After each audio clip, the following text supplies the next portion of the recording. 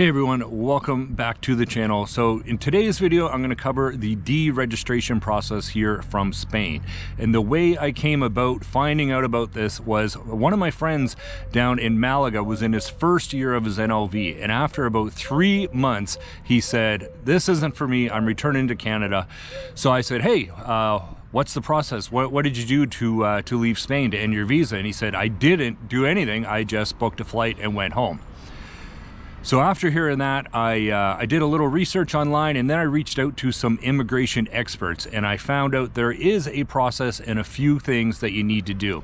Now, there's no list on like a government website, but there is a few things that you got to do, or it could lead to some problems. And what are those problems? Well, the first one is tax implications, of course. And then the second one is if you plan on moving to another country, it may inhibit the visa process if you don't leave Spain correctly. So there's 4 main steps that you must cover. The first one is very simple. You need to just go over to your town hall and deregister from the Padron, which is either you're going to make an appointment if that's what your town hall does, or if it's first come, first serve, then just go out and queue up. You're going to want to go to the Padron office and tell them you want to deregister it. They're going to have a simple form, most likely. Every town hall is going to be a bit different, but you're basically just going to put down where you live and why you're leaving, and that's it. And then they'll hand that into the registrar, and that will be the end of that process. They'll remove you from the Padron.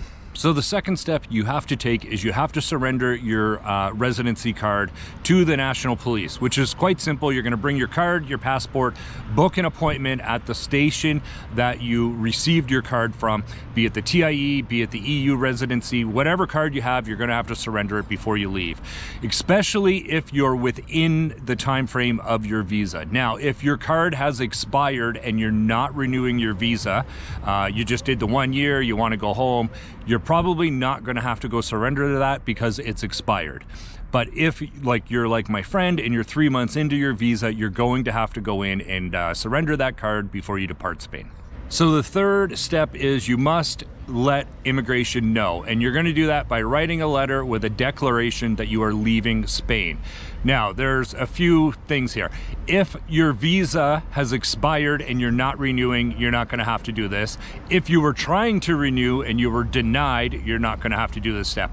But if, again, if you're like my friend and you're 3 months in, you're going to have to write a letter and put a declaration that you are leaving Spain before the limit of your visa has come up. Now, you can also hire a representative or a lawyer to assist you with this. This letter must be in Spanish though.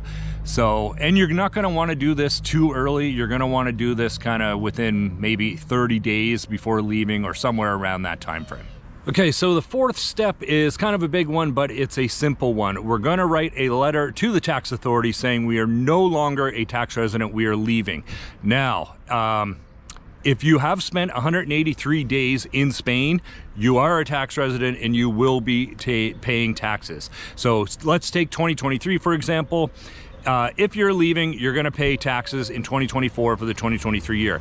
But like my friend, he was only here 90 days, so he would not be a tax resident. So it'd be very beneficial for him to tell them that he left, so he doesn't get billed. But what you want to make sure is that they don't bill you for the next year too. You don't want to be considered a tax resident in 2024 if you're back in Canada, the United States. So this simple letter will stop that, because as we all know, in big bureaucratic governments, the left hand does not always talk to the right hand. So even though you notified immigration, you still have to notify tax. And the time to do that would be within the 30 days after your departure. So you can do it yourself in Spanish or get some assistance from your tax specialist. If you're paying taxes, you're probably going to have a tax specialist anyways. Most law offices have them. The tax specialist I use is over at Just Law, the lawyers I always use, and I say that in every video. So anyways, that's the final step for the deregistration, is notifying the tax office. So I hope you enjoyed the video. I really wanted to make this video because I was unaware of the deregistration process, and I think a lot of people are, and there's not a ton of information. And like I said earlier, there's no checklist on a government website, at least not that I could find. And I reached out to some experts in the field, and yeah, basically there is no straightforward answer to any of this, but those are the 4 steps you're going to want to cover if you're leaving. I thought everybody should know it, and like G.I. Joe said, knowing is half the battle, the other half's lasers. But anyways, I hope you enjoyed the video. I hope you found some benefit from it, and thanks for tuning in. We'll see you in the next one.